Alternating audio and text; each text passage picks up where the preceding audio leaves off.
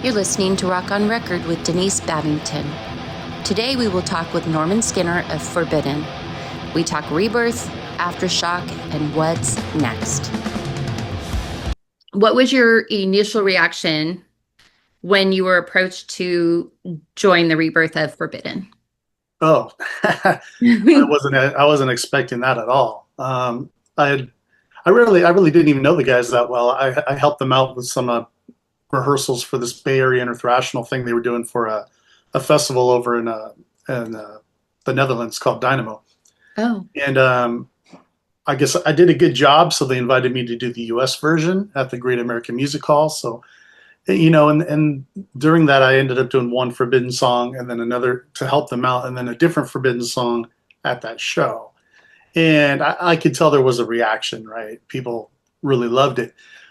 And they told me, yeah, we might do some more Bay Area International stuff. So, expect a call at some point. And, it was about 2 months later, I do get a phone call, but it wasn't for Bay Area International. It was for Forbidden. So I was a little caught off guard, to say the least. I answered the phone and say, yeah, how's it going?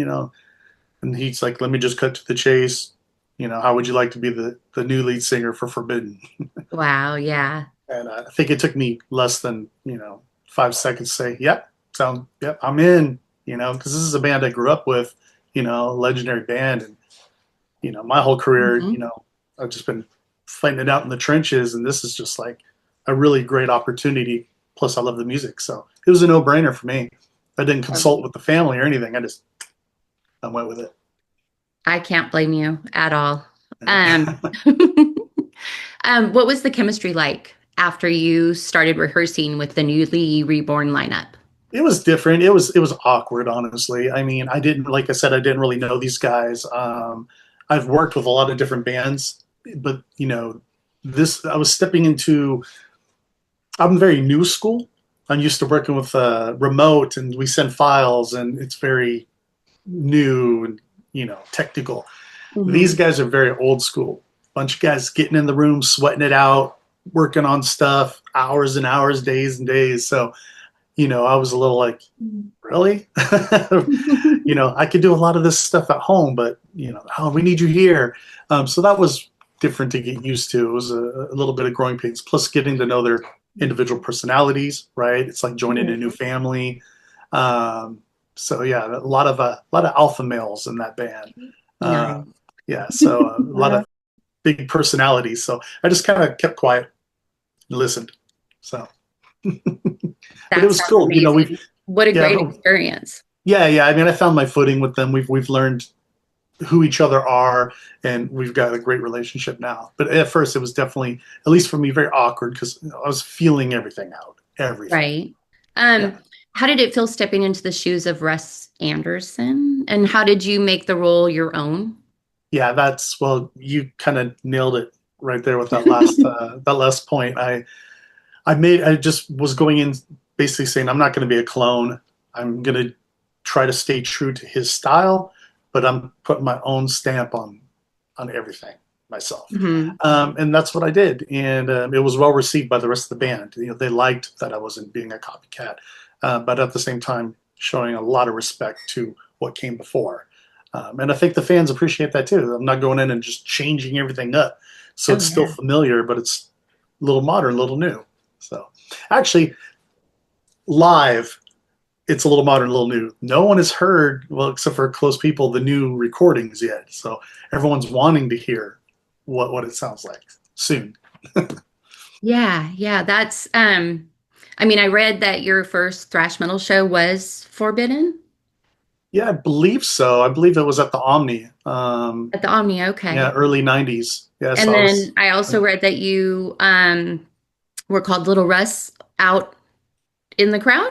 Yeah, it was, I think, just because I looked like he did when he was a teenager or something. I mean, I was just starting to sing back then. Nobody knew who I was. I was not even doing the club circuits. I was in garage bands jamming with friends, right? But somebody, I don't know if it was Russ or Craig or somebody, was like, oh, look, Little Russ, because I was just there rocking out and I looked like him. And that kind of stuck, like, oh, Little Russ, Little Russ. And then later on in the career, I was in a band called Magica, and we opened up for Forbidden. And then my solo band Skinner opened up for Forbidden as well. So, I'm not sure if they remembered who it was, that it was me. But yeah, the circle of Bay Area metal life, right? It's Oh very yeah, small sometimes. it is, and that's great. What do you think sets Bay Area metal or Bay Area thrash metal apart from other global metal scenes? Oh, I mean, they're the originators, right? It all came from here with that first wave, right? Metallica, Exodus. So, Mhm. I mean, they set the precedent.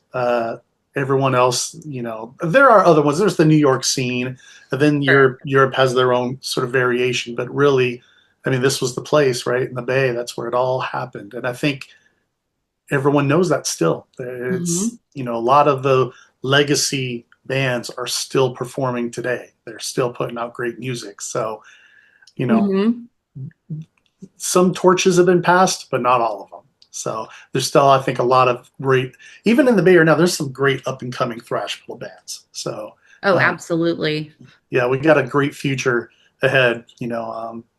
There's like bands like Phantom Witch, Frolic, Parabellum. There's just these excellent thrash bands that are up and coming just from the Bay Area or even the Sacramento area. So Hmm. Yeah, the Sacramento scene seems to be really hot. yeah, that's where I actually still the band's all from the Bay Area, but I live in Elk Grove, right south of Okay. Sac. So I'm a Sac guy. So Yeah. Um, what was the most memorable show you've played so far with Forbidden? for me, it's there's two of them for different reasons. The first one would be my big. So we did a Bay Area secret show, right? Really small one, and then we did a little VIP small show in Belgium. But my first actual, hey, here's the new guy for the world to see was at the Alcatraz Festival Oh, in wow. Belgium. And that, you know, stepping out on a stage for like 30,000 people or whatnot, and just for the first time. And, we had pyro going. I've never had pyro going. And, I see a wheelchair getting handed across the, guy on the Oh, that's crowd. And I'm just great. like, I'm used to playing, small clubs up until that point, a few sold out shows at Ace of Spades was all those were the biggest crowds. So for me, that is like one of the greatest shows for me. Another one has to be we performed the Metal Fest in Chile, Oh, and mainly just because their fans are incredible. It was the biggest pit I've ever seen. It was wall to wall, just this huge thing, and a guy in the middle running around with a flare and yeah, that was just those two are the standouts so far. But hopefully, there's okay. some other ones that can fight for a top position. It sounds amazing. Yeah, I know that leading up to Aftershock, you're going on another tour, I believe in Europe, like yeah, Wacken and Alcatraz. yeah. But how did you feel when Forbidden was announced as part of the Aftershock lineup? Oh, I was happy. And this is going to be hilarious. I was mainly excited because that was one day that I don't have to buy tickets for the family. I save some money because I take the family every year to Aftershock because I have an 18-year-old daughter and a 16-year-old son, and they're both metalheads. So they would like to see all these bands, and it costs me a lot of money. So that was Yeah. the funny thing. That was the first thing I was like, sweet, I'm going to save some money that day. But yeah, other than that, Forbidden's only played a handful of times in the Bay since I've joined, and we've never played up here in my backyard where all my friends are. So it's going to be cool to actually perform for all of them, and they get to actually see me with Forbidden instead of just on videos from these festivals in other countries. So See, that's great. Being thrash metal fans, like we were just talking about, are there any bands on the lineup you're excited to see, oh especially yeah, excited? just I mean that day I could even narrow it down to the stage we're on, not just Friday. So I mean Friday's great. There's a lot of bands on there, but I mean we're playing the same stage, same day with Death Angel, right? With Hmm. Exodus, Testament. Testament's probably my number one favorite thrash metal band. Um, you know, and then we're on the same stage with Ingve Malmsteen, which is Oh, interesting, and wow. and Yeah. Dream Theater. So I get to get my progressive metal, geekery on that day as well. So, and that's a band I've seen in the past, like 5 times. So Hmm. get to perform with them would be pretty cool as well. Yeah, that's pretty awesome. So what else do you guys have coming up for Forbidden? So the next big thing that we've been teasing is the first single with the new lineup. So that's going to drop in June, this next month. I know the date, but I'm not going to say it because I have not seen them officially announce it yet. So, but yeah, so the new single is the first thing that's coming up, and then of course, as you mentioned prior, we do have a tour. We got I think we're doing a date down in Southern California that we haven't Oh, officially announced. okay. That might be sort of a warm up show, and then it's off to the festivals and a headline run. So we do have festivals. We start off with Wacken over in Germany, one of the Hmm. biggest ones in the world, which is awesome. We have the Helsinki Metal Fest in Finland. We have Alcatraz, which I mentioned I made my European debut at, which is awesome. So it's going to be great to get back to that. We also have in France the Moder Culture festival as well. And then in between, we have some headlining dates in the UK as well as a handful in Germany. And that's making up the run. So, and that's why a lot of bands do it. A lot of people that don't know that, you get for the festival run, they're like, hey, we're going to do these certain festivals. Now let's put the headlining dates in between so we make it worth it and whatnot. So, but yeah, after that, it's more recording. Try to get this album wrapped up so we can hopefully get it out next spring. Oh, nice. Okay. Yeah. That'd be great. So All those are the right. immediate plans. There's always leapfrog ideas and other things in the Mhm. pipeline, but that's what's happening. Be great to see a nice Barrier performance other than Aftershock after that. Oh yeah. Oh well, Yeah. there's something happening this year, but Yeah, yeah.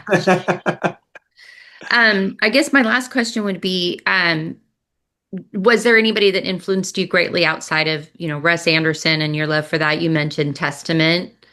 yeah. Um, So what's funny is for vocal influences, like Russ, I love Russ Anderson, but he was not an influence on me in any way. Um, and most thrash singers weren't. I would say Chuck Billy is the only thrash singer that I maybe uh, took some influence from. Most of the okay. singers that influenced me were more power metal singers or Ah, progressive metal singers. And then a few classics like Rob Halford, obviously, he was a big one. But yeah, some of the guys that I really loved was when I was a teenager, Sebastian Bach was just, that guy's voice was insane. And I like a lot of power metal singers like Andy Frank from Brainstorm, Matt Barlow, who's sang in Iced Earth for a long time, guys like that. So um, Zach Stevens from Sabotage. So those were the more where I was picking up, my style and whatnot. uh-huh. Thrash for me was just something I rocked out to, and went to Hmm. clubs and just that. But when I was actually trying to learn to sing and do stuff, I didn't really pay attention to a lot of the thrash singers, and I still don't. The thrash is more of an attack and an attitude than style and technique, Okay. Okay. in my opinion, anyway. Yeah. Yeah. I have to agree with you. Um, okay. Well, I really appreciate your time, Yeah. and I really look forward to seeing you guys at Aftershock. Oh, That's going to be my favorite day, like you, that's going to be a feeling fun the one. same way. Um, and yeah, look forward to seeing you guys out and about and the new single and album coming up. Yeah, definitely. When you're there that day, ping me because you have my contact, and then make sure that we say hi and all that stuff. Okay. So it'll be fun. Will do. Thank you so much. No, awesome. Thank you so much. Talk to you soon. All right. Bye. Thanks again to Norman Skinner of Forbidden for taking the time to chat with Rock on Record about their upcoming tour and highly anticipated performance at AFTERSHOCK Festival on Friday, October 3rd. Until next time, stay loud, be kind, and always keep it metal.